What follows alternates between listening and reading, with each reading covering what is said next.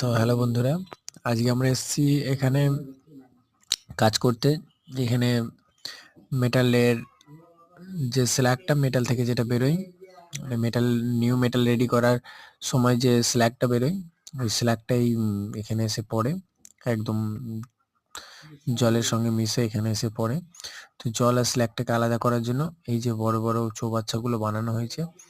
এখানেই পাথর দিয়ে, পাইপগুলোর উপরে পাথর দিয়ে স্ল্যাগগুলোকে উপরে আটকে রাখা হয়, জলটাকে নিচে মোটর দিয়ে টেনে নেওয়া হয়, তারপরে আবার ওখান থেকে স্ল্যাগটাকে আবার ভাসিয়ে নিয়ে আসার জন্য ওই জলটাকে ইউজ করা হয়। তো এটা খারাপ হয়ে গেছিলো, এটা এখন ঠিক করার জন্য আমরা সবাই মিলে এখানে কাজে এসেছি আজকে। দেখো জায়গাটা কীরকম, আর এই রিলেটেড ভিডিও পাওয়ার জন্য আমাদের চ্যানেলটাকে সাবস্ক্রাইব করো, আর লাইক করো, আর কমেন্ট করে জানাও। তো বন্ধুরা, আশা করি সবাই ভালো আছো। Bye bye.